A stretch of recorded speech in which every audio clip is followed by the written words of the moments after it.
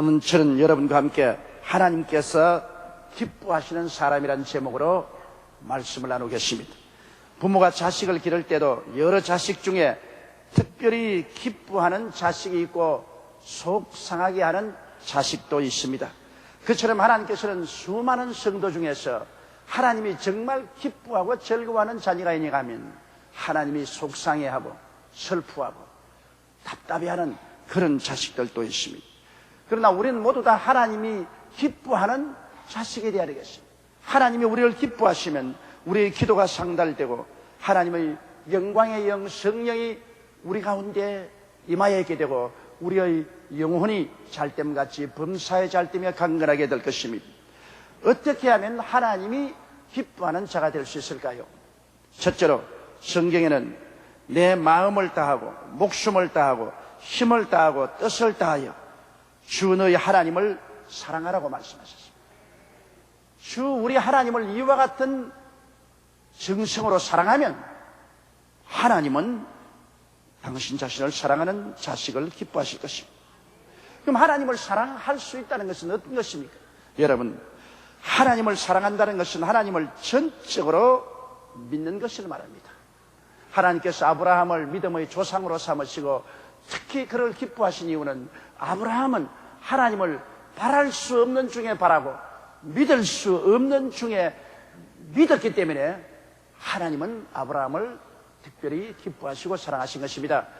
오늘 사람들은 대개 눈으로 보고 귀로 듣고 코로 냄새 맡고 맛보고 만져보는 감각을 통해서 하나님을 믿고 감각적으로 믿을 수 없으면 회측합니다. 또 인간은 자기가 경험한 것이나 이성적으로 인정할 수 있는 것은 믿지만은 경험도 하지 못하고 이성적으로 이해할 수 없는 것은 믿으려고 하지 않습니다.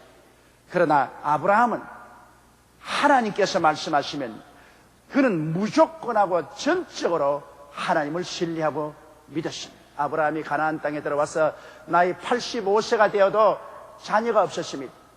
그럴 때 하나님께서 아브라함을 하루 밤중에 불러내셔서 천막 밖에 나와 하늘을 쳐다보고 별들을 헤아리게 했습니다. 아브라함이 한참 동안 별들을 헤아리니까 하나님 말씀하기를 아브라함아, 내 자손이 저 하늘의 별들처럼 많을 것이라고 말씀하셨습니다. 그렇지, 아브라함은 하나님 말씀을 믿었습니다. 자기 나이가 85세가 되고 자기 아내의 나이가 75세가 되었음에도 불구하고 인간적 생각으로는 경험이나 이성을 통해서 볼 때 전혀 자녀를 가질 수 없음에도 불구하고 하나님께서 너희 자녀가 하늘의 별과 같이 많을 것이라고 말씀할 때 그 말씀을 믿었습니다. 그러니까 하나님께서 아브라함을 의롭다고 하시고 아브라함을 기뻐하신 것입니다. 여러분, 오늘날 우리도 예수 그리스도의 복음을 전달한 바였습니다.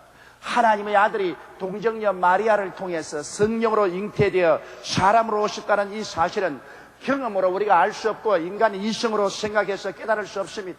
그렇기 때문에 많은 사람들이 이 그리스도의 탄생을 배척합니다. 또 예수께서 십자가에 우리 죄를 대속하기 위해서 못박이에 몸짓고 피를 흘려 죽으셔 장선했다가 3일 만에 부활했다는 사실도 수많은 사람들이 그는 감각적으로나 경험적으로 이성적으로 생각할 때 믿을 수 없다고 배척합니다. 그러나 우리는 예수 그리스도의 동정녀 탄생과 죽었다가 부활하심을 믿습니다. 하나님을 믿기 때문에 이를 믿는 사람을 하나님이 크게 기뻐하셔서 이러한 사람을 우리 하나님은 구원하여 주시는 것입니다. 이러므로 하나님께서는 당신 자신을 전적으로 믿어주는 사람을 아주 기뻐하시는 것입니다. 그 다음으로 하나님은 하나님을 전적으로 순종하는 것을 기뻐하시는 것입니다. 아브라함이 하나님께 크게 기쁨을 받은 것은 아브라함은 하나님이 명령하시면 절대로 자기 스스로 선악을 판단하지 않았습니다. 하나님이 좋다면 무조건 좋습니다. 하나님이 나쁘지 않으면 무조건 나쁩니다. 그러나 하나님의 절대적인 주권을 인정하고 순종했습니다. 아브라함이 100세가 되어 낳은 아들 이삭을 하나님이 모리아산에 데려가서 닭을 떠서 번제로 드리라고 말씀하셨을 때 기가 막힌 말인 것입니다. 100세에 낳은 아들을, 눈에 넣어도 아프지 않는 귀하고 귀한 내 생명 같은 아들을 번제를 드리라니 말이 되겠습니까? 그럼에도 불구하고 그는 그것을 가지고 하나님을 평론하지 않았습니다. 하나님 이거 옳습니다, 나쁩니다, 그런 평론하지 않았습니다. 그렇게 한다면 자기가 주권자가 되는 것입니다. 그는 하나님의 절대 주권에 전적으로 복종하는 종의 삶을 살았습니다. 자기 친자식이라도 하나님이 번제로 드리라면 그것을 좋다고 인정하고 순종했습니다. 그래서 그 아들을 사할 길을 걸어 모리아산에 데려가서 그는 장작을 펴놓고 그 아들을 묶어서 장작 위에 얹고 칼을 들어 잡으려고 할 때 하나님의 천사가 아브라함아, 아브라함아, 너 아들 이삭에게 손대지 마라. 네가 내 독자, 내 외아들이라도 아끼지 않고 내게 내놓았은즉 너가 나를 참으로 사랑하는 줄 아노라고 말씀하신 것입니다. 이러므로 하나님께서는 자기를 전적으로 순종하는 자를 기뻐하시는 것입니다. 여러분, 예수 그리스도를 하나님이 얼마나 기뻐하시는 줄 압니까? 빌립보서 2장 5절로 11절을 보십시오. 너희 안에 이 마음을 품어라. 곧 그리스도 예수의 마음이니 그는 근본 하나님의 본체시나 하나님과 동등됨을 취할 것으로 여기지 아니하시고 오히려 자기를 비어 종의 형체를 가져 사람들과 같이 되었고 사람의 모양으로 나타나셨으며 자기를 낮추시고 죽기까지 복종하셨으니 그 십자가에 죽었습니다. 이러므로 하나님이 그를 지극히 높여 모든 이름 위에 뛰어난 이름을 주사 하늘에 있는 자들과 땅에 있는 자들과 땅 아래에 있는 자들로 모든 무릎을 예수의 이름에 꿇게 하시고 모든 입으로 예수 그리스도를 주라 시인하여 하나님 아버지께 영광을 돌리게 하셨느니라. 여러분, 이것을 볼 때 예수 그리스도의 절대 복종을 우리는 하나님이 얼마나 기뻐하신다는 것을 알 수 있는 것입니다. 하나님이 아브라함의 복종을 기뻐하시고 그 아들 예수 그리스도가 죽기까지 복종하신 것을 기뻐하시고 그를 지극히 높여준 것을 우리는 알 수 있는 것입니다. 사무엘상 15장 22절로 23절에 보면 하나님께서 사무엘을 통해서 사울을 정죄하실 때 이렇게 말했습니다. 사무엘이 가로되 야훼께서 번제와 다른 제사를 그 목소리 순종하는 것을 좋아하시는 같이 좋아하시겠나이까?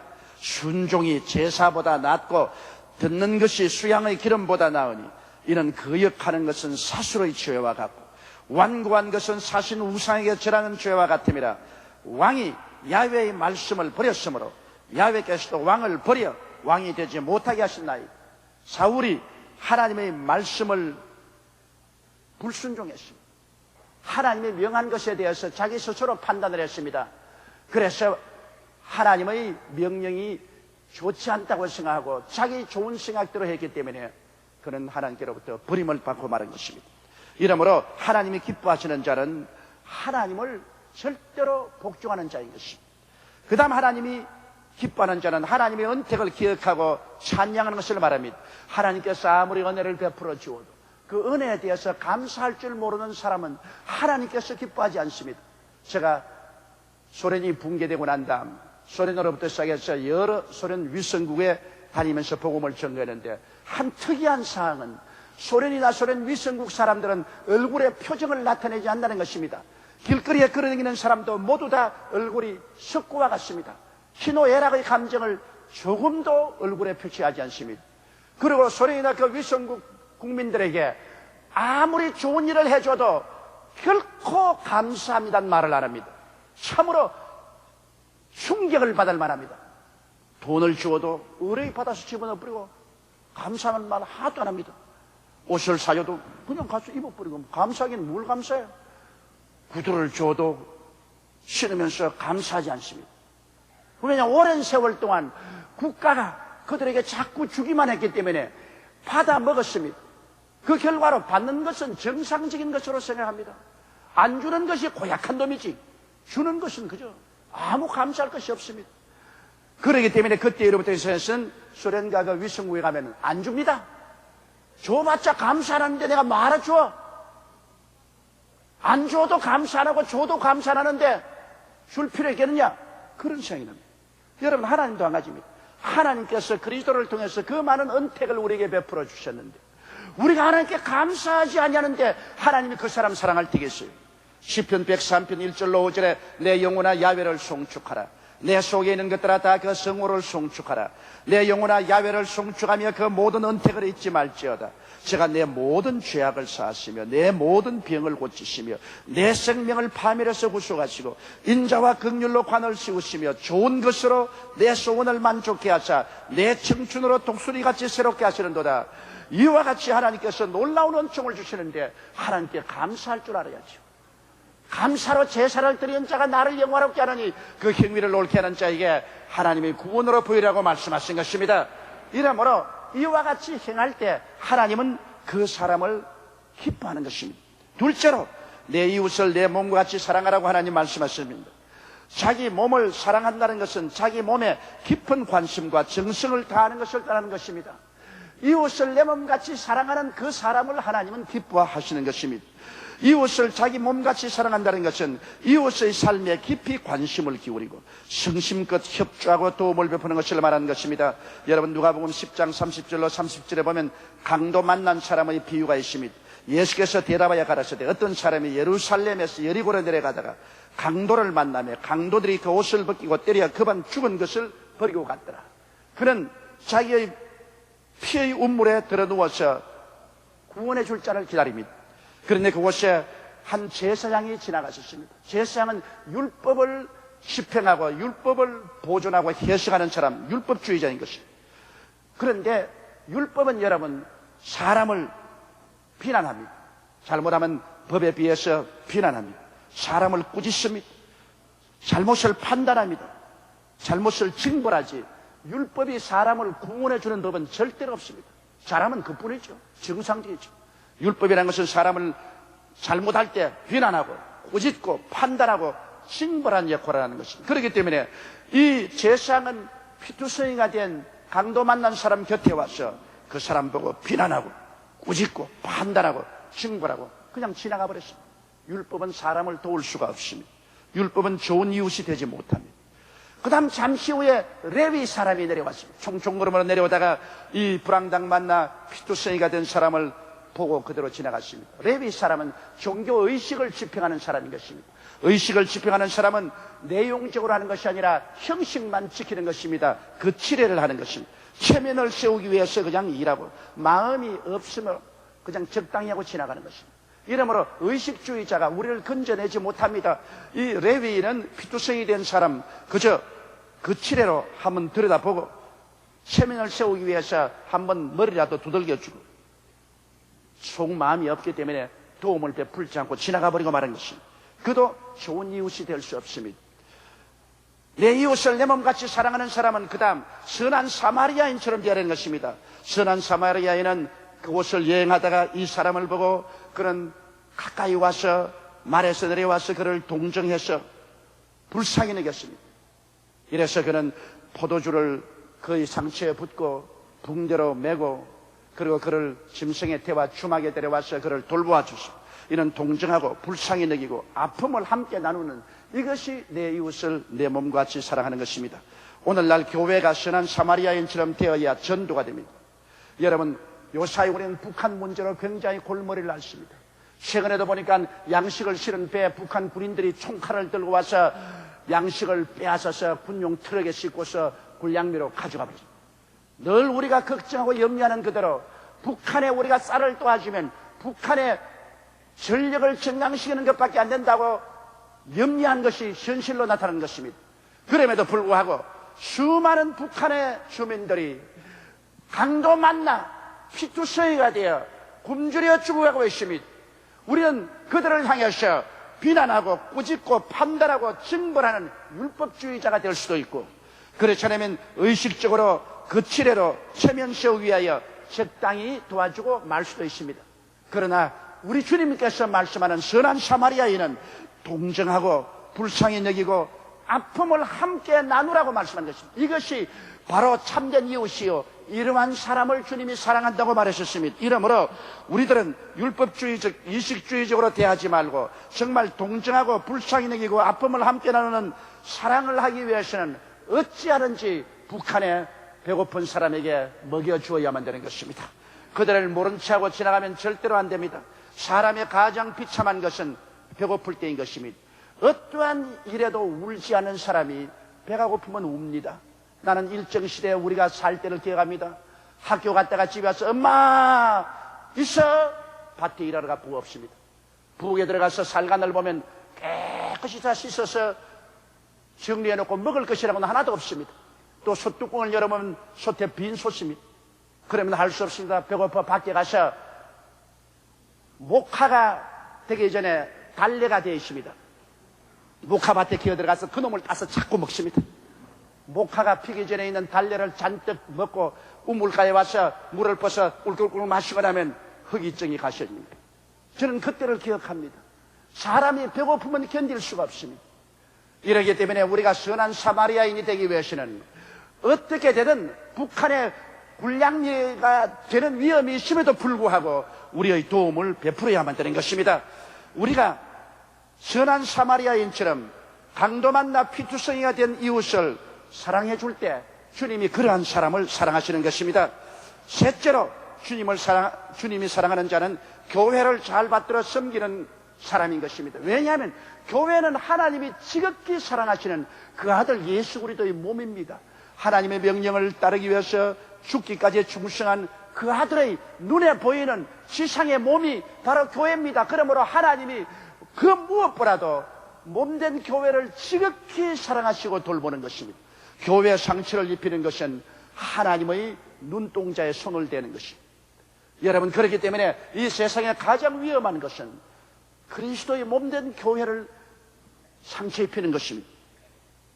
이러므로 우리가 하나님이 그렇게 지극히 사랑하고 돌보시고 세우인 이 교회를 잘 섬기는 것이 하나님의 기쁨을 받는 길인 것입니다.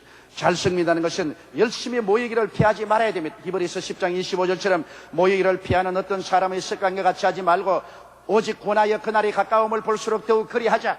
열심으로 주님 오시는 날이 가까울수록 교회 모이기를 피하면 안 됩니다. 주일날 수요일날 시간 있으면 새벽기도 철야기도 모이기를 열심히 해야만 되는 것입니다.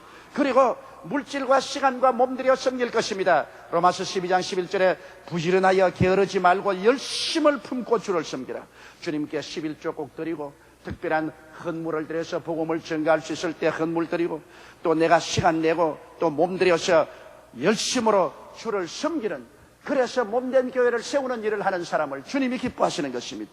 그리고 선교에 휩써야 됩니다. 마가복음 16장 15절처럼 너희는 온 천하에 다니며 만민에게 복음을 전파하라. 하나님의 최대 관심이 복음 전거인 것입니다. 하나님께서는 이 세상에 일어나는 여러 가지 일들은 제2의 관심사인 것입니다. 하나님의 최대 관심은 복음을 전가하여 영혼들을 구원해서 그리스도가 세울 새하늘과 새 땅과 새 예루살렘에 참여케 하는 것입니다. 그러므로 우리 교회가 국내외 선교에 힘쓸 때 하나님을 기쁘시게 하는 자가 되는 것입니다. 그리고 성령의 하나 되게 하신 것을 힘껏 지켜야 되는 것입니다. 절대로 교회를 짜게 해서는 안 됩니다. 교회를 4분 5열시키면 그리스도의 몸을 상처 입은 죄를 범하게 되고 하나님의 심판을 면하지 못합니다. 에베소서 4장 3절로 4절에 평안의 매는 줄로 성령의 하나 되게 하신 것을 힘써 지키라. 몸이 하나요 성령이 하나이니 이와 같이 너희가 부르심이 한 소망 안에서 부르심을 입었느니라.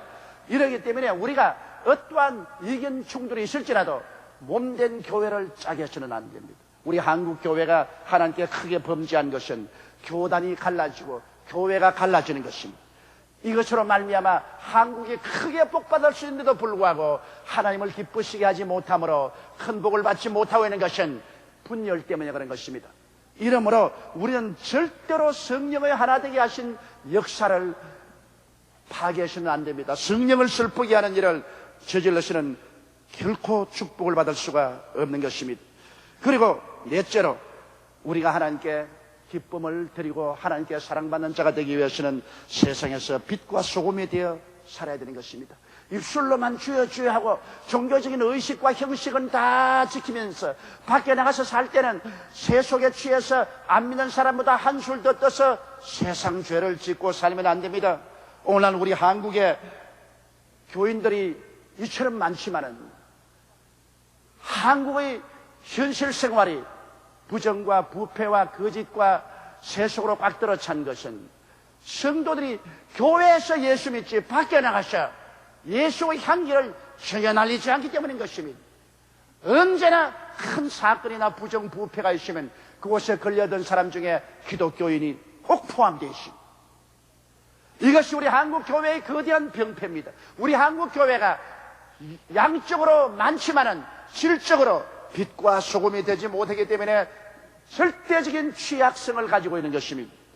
마태복음 5장 13절로 16절에 너희는 세상의 소금이니 소금이 만일 그 맛을 잃으면 무엇으로 짜게 하리요? 후에는 아무 쓸데없어 다만 밖에 발이와 사람들에게 밟힐 뿐이니라. 너희는 세상의 빛이라. 산 위에 있는 동네가 숨기지 못할 것이 사람이 등불을 켜서 말 아래 두지 아니하고 등경 위에 두나니 이러므로 집안 모든 사람에게 빛이 있느니라. 이같이 너희 빛을 사람 앞에 비추게 하여 저희로 너희 착한 행실을 보고 하늘에 계신 너희 아버지께 영광을 돌리게 하라고 말씀하신 것입니다. 이러므로 여러분, 우리 예수 믿는 성도들이 이 세상에 나가서 어두움을 밝히는 빛으로서 살아야 되는 것입니다. 에베소 5장 9절에 빛의 열매는 모든 착함과 의로움과 진실함이 있느니라고 말씀한 것입니다. 우리는 이 세상에 나가서 거짓과 타협하지 말아야 돼요. 그래야 우리가 하나님의 기뻐하심을 받는 자녀들이 되는 것입니다.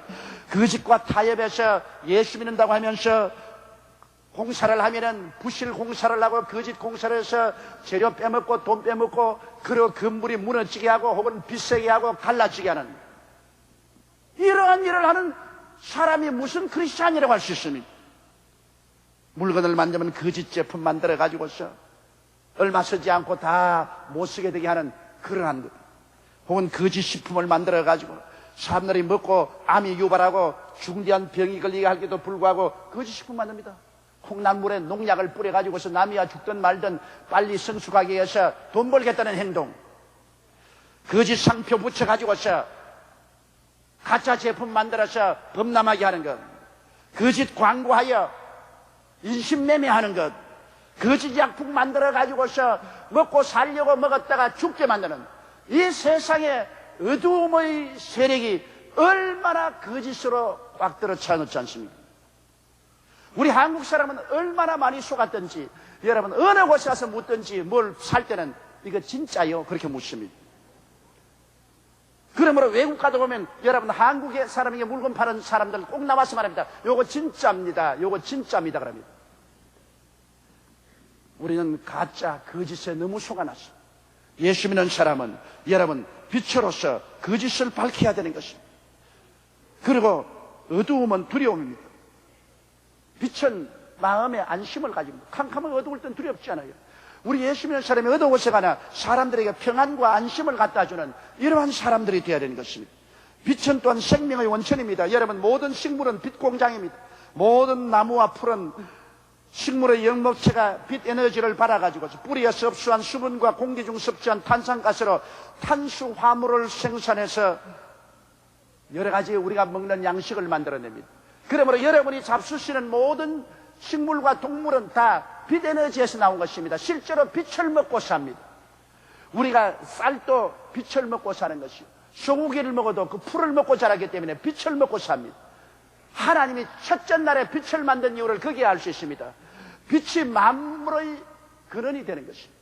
이러므로 여러분 그처럼 우리는 생명의 원천이 되어야 되는 것입니다. 가는 곳마다 사람들에게 도적질하고 죽이고 멸망시키는 일을 하지 말고 가는 곳마다 사람들을 도와주고 살려주고 생명을 주는 이러한 사람들이 되어야 세상의 빛이 될 수가 있는 것입니다. 그리고 성경에는 우리 보고 소금이 되라고 말하는데 소금은 맛을 내고 부패를 막습니다. 소금이 맛의 조화를 가져오듯이 우리는 대인관계에서 화평과 조화를 가져와야 됩니다. 아무리 맛이 없다 소금 좀 치면은 아주 맛이 생깁니다. 우리가 사람들 가운데 예수 믿는 사람들에 가면 조화를 가져오고 화평을 가져오고 기쁨을 가져오는 그런 사람이 돼야지. 예수 믿는 사람이 들어가는 곳마다 불화를 가져오고 싸움을 붙이고 짜게 해놓고 이렇게 하면 그건 소금이 아닙니다. 그건 썰개가 되는 것입니다. 마가복음 9장 50절에 소금은 좋은 것이로되 만일 소금이 그 맛을 잃으면 무엇으로 이를 짜게 하리요? 너희 속에 소금을 두고 서로 화목하라고 말씀하셨습니다. 소금이 미각의 즐거움을 가져오듯 함께 살기에 평안하고 즐거움을 가져와야 되는 것입니다. 소금이 있으면 우리가 미각에 자극을 해서 음식도 잘 먹지 않아요. 함께 살기에 평안하고 즐거움을 가져오는 그런 사람들이 되어야 돼요. 소금이 부패를 막듯이 돈, 권력, 힘이 부패하여 가는 것을 우리는 가는 곳마다 막아야 됩니다. 정의가 서게 하고 진실이 서게 하고 충성함이 있게 해야 됩니다. 세 속에서 거룩함을 가져오고 탐욕을 막고 용서와 사랑을, 온유와 겸손을 가져오는 이런 우리들이 되어야 되는 것입니다. 하나님께서는 다윗을 보시고 하나님의 마음에 합당한 사람이라고 하셨습니다. 그 때문에 하나님은 다윗에게 복을 내려 만성천자가 되게 하셨습니다. 우리가 하나님을 기쁘시게 하면 하나님은 손을 펴서 우리에게 복을 내려 주시는 것입니다. 에베소서 5장 10절에 주께 기쁘시게 할 것이 무엇인가 시험해 보라고 했는데, 오늘 이 말씀대로 우리가 실천하면 여러분이 하나님을 기쁘시게 하고 하나님이 기뻐하는 자가 되어서 여러분이 일어서고 하는 곳마다 우리 하나님의 은총이 임하게 되실 것입니다. 우리 다 같이 고개 숙여 기도드리겠습니다. 전능하시고 거룩하신 하나님 우리 아버지요, 우리는 입술로 주여 주여 하고 종교적인 의식과 행사는 집행하면서 하나님을 기쁘시게 하는 삶을 살지 못하고 지은 적이 너무나 많습니다. 아브라함처럼 다윗처럼 참으로 하나님을 기쁘시게 하고 하나님이 즐거워하는 이러한 우리 성도들이 다 되게 도와주옵소서. 오 하나님 아버지여, 형식적이고 의식적인 신자 되지 말게 하옵소서. 진실로 하나님을 사랑하고 내 이웃을 내 몸과 같이 사랑하게 도와주시옵소서. 하나님 우리 아버지여, 우리의 모든 일에 하나님께 온전히 충성하게 도와주시옵소서. 교회를 사랑하고 내 아버지 하나님이시여, 빛과 소금의 역할을 하며 사는 우리들이 되게 도와주옵소서. 우리 주 예수님 이름으로 기도드립니다. 아멘.